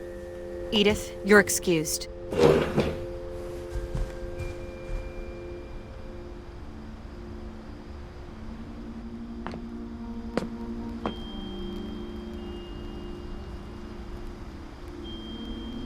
The power had been shut off that morning, but Edie always had plenty of candles.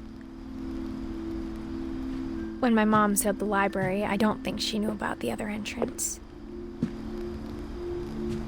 Or that Edie had a key to it.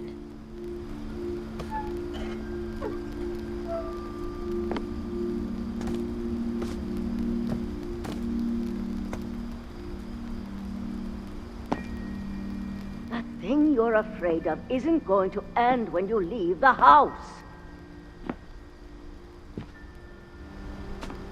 Edith has a right to know these stories. My children are dead because of your stories. I think it's best if Edith and I leave tonight.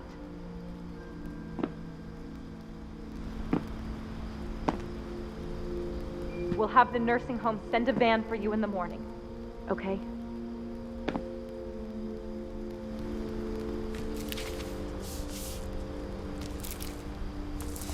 Dear Edith, there's so many stories I wish I could tell you, but there's only time for one.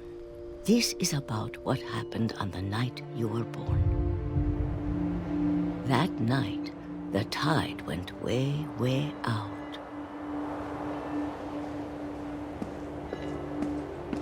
It was the first and last time I ever saw the old house aground. There'd been an earthquake out in the middle of the ocean. They called it the lowest tide in 1,000 years. God, it smelled awful.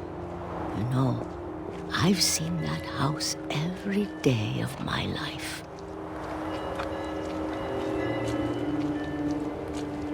But I never thought I'd go back to it. When the fog rolled in, I lost my way.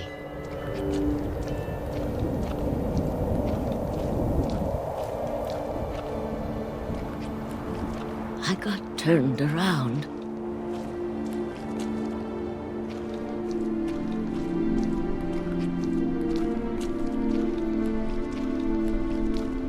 I started seeing things.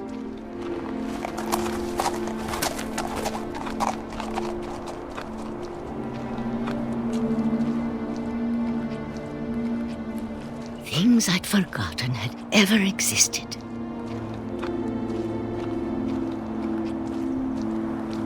But when I saw them, they felt like old friends. That night, a lot of things came back to me. Or maybe I came back to them.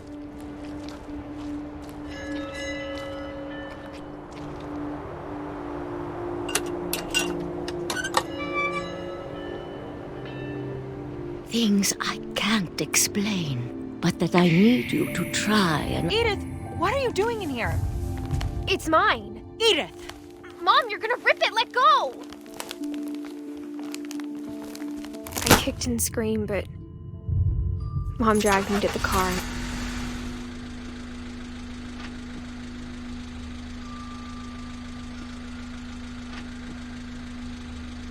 I never saw Great-Grandma Edie again. The next morning, the van came to pick her up, but she was already gone. After that, we moved around a lot.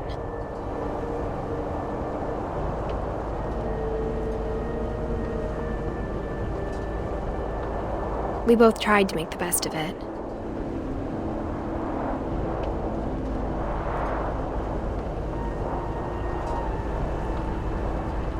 A few years went by.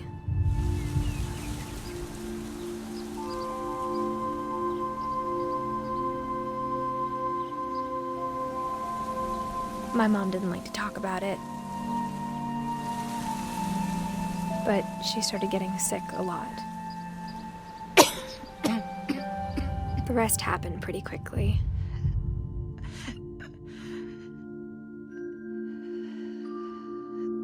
She got better for a while, and then she didn't. And then I was alone. The last Finch left alive.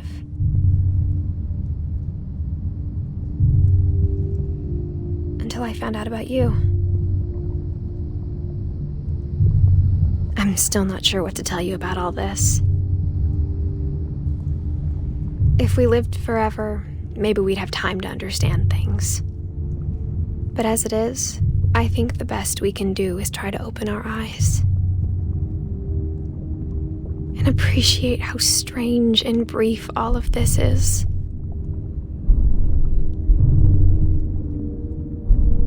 This journal was supposed to be for you.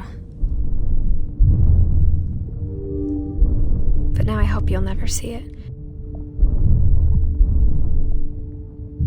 I just want to meet you and tell you all these stories myself. But I guess if you're reading this now, things didn't work out that way.